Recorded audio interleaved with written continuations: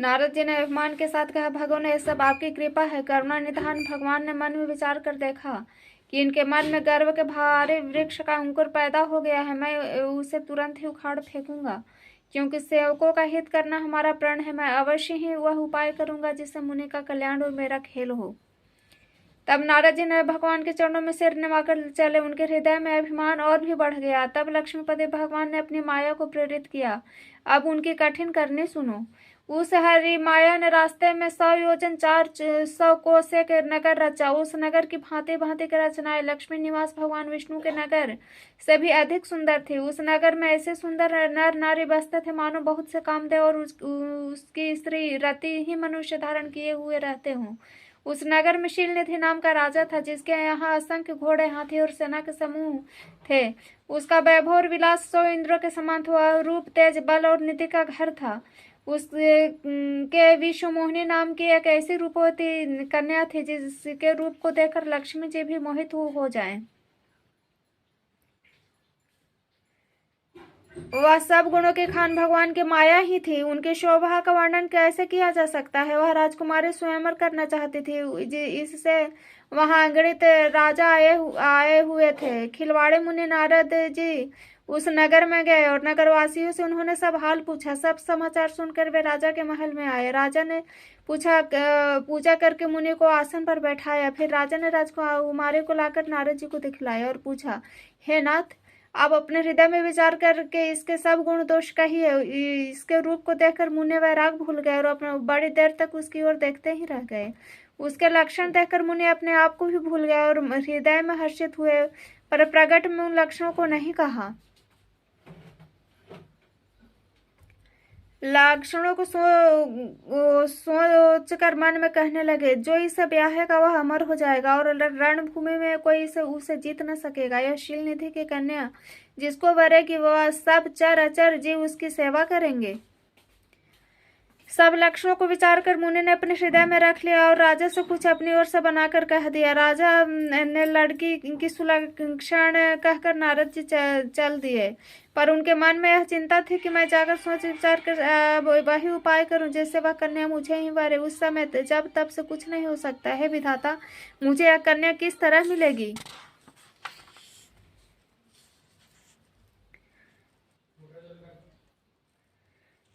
उस समय तो बड़े भारी शोभा विशाल सुंदर रूप चाहिए जिसे देखकर राजकुमारी मुझ पर रीझ जाए और तब जयमाल मेरे गले में डाल दे। एक काम करूं कि भगवान से सुंदरता मांग लो, पर भाई उनके पास जाने में तो बहुत देर हो जाएगी, परंतु श्रीहरि के समान मेरा हितु भी कोई नहीं है, इसलिए उस समय वे ही मेरे सहायक हों। उस समय नारद जी ने भगवान की बहुत प्रकार से विनती की। तब लीला में कृपालु प्रभु वहीं प्रकट हो गए। स्वामी को देखकर नारद जी के नेत्र शीतल हो गए और वे मन में बड़े हर्षित हुए। अब तो काम बन ही जाएगा।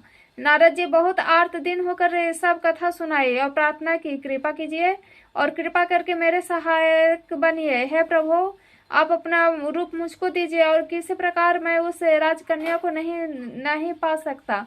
हे नाथ, जिस तरह मेरा हित हो वही आप शीघ्र कीजिए। मैं आपका दास हूँ। अपनी माया का विशाल बल देखकर दीनबंधु भगवान मन ही मन हंसकर बोले,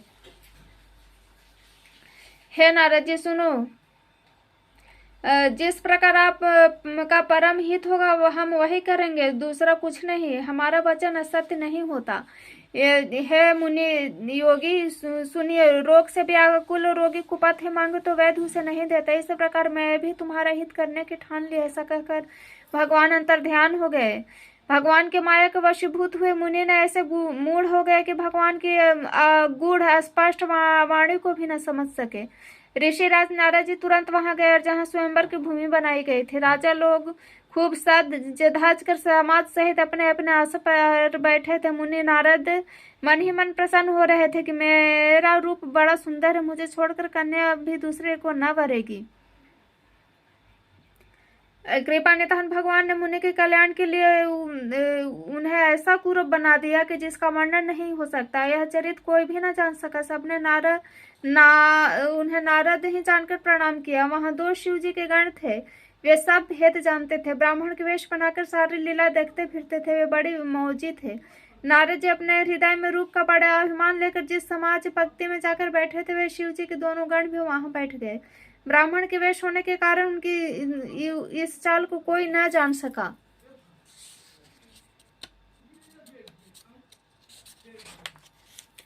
वे नारद जी को सुना कर व्यंग वचन कहते थे, भगवान इनको अच्छी सुंदरता दी है, इनकी शोभा देखकर राजकुमारी रिझी जाएंगी और हरि वानर जानकर इन्हीं को खास तौर से वरेंगी। नारद मुनि को मोह हो रहा था क्योंकि उनके मन दूसरे के हाथ में था। शिव जी के गण बहुत प्रसन्न होकर हंस रहे थे। यद्यपि मुनि उनकी अटपटी बातें सुन रहे थे, पर बुद्धि भ्रम में सनी हुई होने के कारण वे बातें उनकी समझ में नहीं आती। उनकी बातों वह अपनी प्रशंसा समझ रहे थे। इस विशेष चरित्र को और किसी ने नहीं जाने, केवल राजकन्या ने नारद जी का वह रूप देखा। उनका बंदर समूह और भयंकर शरीर देखते ही कन्या के हृदय में क्रोध उत्पन्न हो गया। तब राजकुमारी सखियों के साथ लेकर इस तरह चली मानो राजहंसनी चल रही है। वह अपने कमल जैसे हाथों में जयमाला लिए सब राजाओं को देखते हुए घूमने लगी। जिस ओर नारद जी रूप के घर में फूले बैठे थे, उस ओर उसने भूलकर भी नहीं ताका। नारद मुनि बार बार उचकते छटपटाते, उनकी दशा देखकर शिव जी के गण मुस्कुराते। कृपालु भगवान भी राजा का शरीर धारण कर वहां पहुंचे गए। राजकुमारी ने हर्षित होकर उनके गले में जयमाला डाल दी। लक्ष्मी निवास भगवान दुल्हन को ले गए। सारी राज्य मंडली निराश हो गई।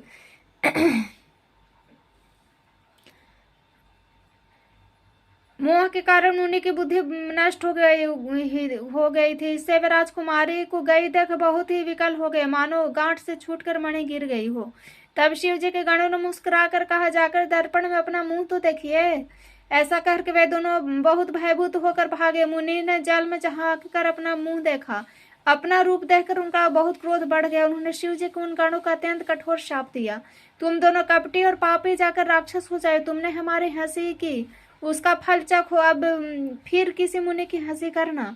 मुनि ने भी फिर जल में देखा तो उन्होंने अपना असली रूप प्राप्त हो गया। तब भी उन्हें संतोष न हुआ। उनके होंठ फड़फड़ा रहे थे और मन में क्रोध भरा हुआ था। तुरंत ही भगवान कमलापति के पास चले। मन में सोचते जाते थे, जाकर या तो शाप दूंगा या प्राण दे दूंगा। उन्होंने जगत मेरी हंसी कराई। देवते के शत्रु भगवान हरि उन्हें बीच रास्ते में ही मिल गए। साथ में लक्ष्मी जी और वही राजकुमारी थी। देवताओं के स्वामी भगवान ने मीठी वाणी में कहा, हे मुनि, व्याकुल की तरह कहाँ चले? यह शब्द सुनते ही नारद जी को बड़ा क्रोध है और माया का वशीभूत होने के कारण मन में चेत न रहा।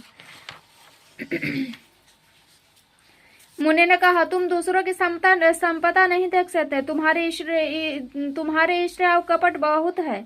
समुद्र मथते समय तुमने शिव जी को बावला बना दिया और देवताओं को प्रेरित करके उन्हें विषपान करा दिया। असुरों को मदिरा और शिव जी को विष देकर तुमने स्वयं लक्ष्मी और सुंदर कौस्तुभ मणि ले ली। तुम बड़े धोखेबाज और मतलबी हो, सदा कपट का व्यवहार करते हो। तुम परम स्वतंत्र हो, सिर पर तो कोई है नहीं। इससे जब जो मन भाता है स्वच्छता से वही करते हो। भले को बुरा, बुरे को भला कर देते हो। हृदय में हर्ष विषाद कुछ भी नहीं लाते। सबको ठग ठग कर परख गए हो। अत्यंत निडर हो गए हो। इससे ठगने के काम में मन सदा उत्साहित रहता है। शुभ अशुभ कर्म तुम्हें बाधा नहीं देते। अब तुमको किसी ने ठीक नहीं किया था, अब कि तुमने अच्छे घर बना दिया है, अतः अपने किए का फल अवश्य पाओगे। जिस शरीर को धारण करके तुमने मुझे ठगा है, तुम वही शरीर धारण करो। यह मेरा शाप है। तुमने हमारा रूप बंदर सा बना दिया। इससे बंदर ही तुम्हारी सहायता करेंगे। मैं जिस स्त्री को चाहता था उससे मेरा वियोग कराकर तुमने बड़ा हित किया है। इससे तुम भी स्त्री के वियोग में दुखी होगे। शाप को सिर पर चढ़ाकर हृदय में हर्षित होते हुए प्रभु ने नारद जी से बहुत विनती की और कृपा निधान भगवान ने अपनी माया की प्रबलता खींच ली। जब भगवान ने अपनी माया को हटा लिया, तब वहां न लक्ष्मी रह गई न राजकुमारी ही। तब मुनि ने अत्यंत भयभीत होकर श्री हरि के चरण पकड़ लिए और कहा, हे शरणागत के दुखों को हरने वाले, मेरी रक्षा कीजिए। हे कृपालु, मेरा शाप मिथ्या हो जाए। तथा दिनों पर दया करने वाले भगवान ने कहा कि वह सब मेरी इच्छा से हुआ है। मुनि ने कहा, मैंने आपको अपने अनेक खोटे वचन कहे, मेरे पाप कैसे मिटेंगे? भगवान ने कहा, जाकर शंकर जी के शतनाम का जप करो, इससे हृदय में तुरंत शांति होगी। शिव जी के नाम शिव जी के समान मुझे कोई प्रिय नहीं है, इस विश्वास को भूल कर भी न छोड़ना। हे मुनि पुरारी, जिस पर कृपा नहीं करते वह मेरे भक्ति नहीं पाता। हृदय में ऐसा निश्चय करके जाकर पृथ्वी पर विचरो, अब मेरी माया तुम्हारे निकट नहीं आवेगी। बहुत प्रकार से मुनि को समझा बुझाकर ढाढ़स देकर तब प्रभु अंतर ध्यान हो गए। नारद जी श्री रामचंद्र जी के गुणों का गान करते हुए सत्य लोग को चले। शिव जी के गानों ने जब मुनि को मोह रहे तब मन में बहुत प्रसन्न होकर मार्ग में जाते हुए देखा, तब वे अत्यंत भयभीत होकर नारद जी के पास आए और उनके चरण पकड़कर दीन वचन बोले, हे मुनिराज, हम ब्राह्मण नहीं है, शिव जी के गण है। हमने बड़ा अपराध किया जिसका फल हमने पा लिया है। कृपालु, अब शाप दूर करने की कृपा कीजिए। दिनों पर दया करने वाले नारद जी ने कहा, तुम दोनों जाकर राक्षस हो, तुम्हें महान ऐश्वर्य, तेज और बल की प्राप्ति हो। तुम अपनी भुजाओं के बल से जब सारे विश्व को जीत लोगे तब भगवान विष्णु मनुष्य का शरीर धारण करेंगे। युद्ध में श्री हरि के हाथ से तुम्हारी मृत्यु होगी, जिससे तुम मुक्त हो जाओगे, फिर संसार में जन्म नहीं लोगे। वे दोनों मुनि के चरणों में सिर नवाकर चले और समय पाकर राक्षस हुए। देवताओं को प्रसन्न करने वाले, सज्जनों को सुख देने वाले और पृथ्वी का भार हरने वाले भगवान ने एक कल्प में इसी प्रकार मनुष्य का अवतार लिया था। इस प्रकार भगवान के अनेकों सुंदर, सुखदायक और अलौकिक जन्म और कर्म है। प्रत्येक कल्प में जब जब भगवान अवतार लेते हैं और नाना प्रकार की सुंदर लीलाएं करते हैं, तब तब मुनीश्वरों ने परम पवित्र काव्य रचना करके उनकी कथाओं का गान किया है और भांति भांति के अनुपम प्रसंगों का वर्णन किया है, जिसको सुनकर समझदार लोग आश्चर्य नहीं करते।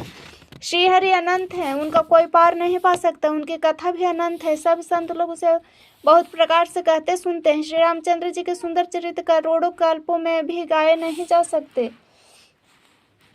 यह प्रसंग मैं कहा भवानी, हरि माया मोह। शिव जी कहते हैं, भय पार्वती, मैंने यह बतलाने के लिए इस प्रसंग को कहा कि ज्ञानी मुनि भी भगवान के माया से मोहित हो जाते हैं। प्रभु कौतिकी लीलामय है और शरणागत का हित करने वाले हैं। वे सेवा करने बहुत सुलभ और सब दुखों को हरने वाले हैं। देवता, मनुष्य, मुनियों में ऐसा कोई नहीं है जिसे भगवान की महान बलवती माया मोहित न कर दे। मन में ऐसा विचार करके उस महामाया के स्वामी श्री भगवान का भजन करना चाहिए। हे गिरि राजकुमारी, अब भगवान के अवतार का दूसरा कारण सुनो। मैं उसकी विचित्र कथा विस्तार करके कहता हूँ, जिस कारण जन्म रहित, निर्गुण और रूप रहित अव्यक्त सच्चिदानंद घन ब्रह्म अयोध्यापुरी के राजा हुए।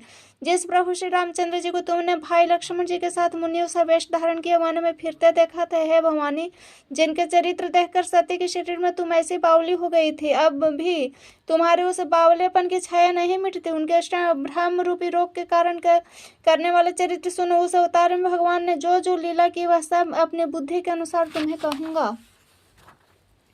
याज्ञवल्क्य जी कहते हैं, भरद्वाज शंकर जी के वचन सुनकर पार्वती जी सकुचाकर प्रेम सहित मुस्कुराई। फिर वृषकेतु शिव जी जिस कारण से भगवान का अवतार हुआ था उसका वर्णन करने लगे। यह मुनीश्वर भरद्वाज, वह सब तुमसे कहता हूँ, मन लगाकर सुनो। श्री रामचंद्र जी की कथा कलयुग के पापों को हरने वाली, कल्याण करने वाली बड़ी सुंदर है। स्वयं मनु और उनकी पत्नी शत्रुपा, जिसने मनुष्यों की अनुपम सृष्टि हुई, इन दोनों पति पत्नी के धर्म आचरण बहुत अच्छे थे। आज भी वेद जिनकी मर्यादा का गान करते हैं। राजा उत्तानपाद उनके पुत्र थे, जिनके पुत्र प्रसिद्ध हरिभक्त ध्रुव जी हुए। उन मनु के छोटे लड़के का नाम प्रियव्रत था, जिनकी प्रशंसा वेद पुराण करते हैं। पुनः देवहूति उनकी कन्या थी, जो कदर्प मुनि की प्यारी पत्नी हुई है, जिन्होंने आदि देव दिनों पर दया करने वाले समर्थ एवं कृपालु भगवान कपिल को गर्भ में धारण किया।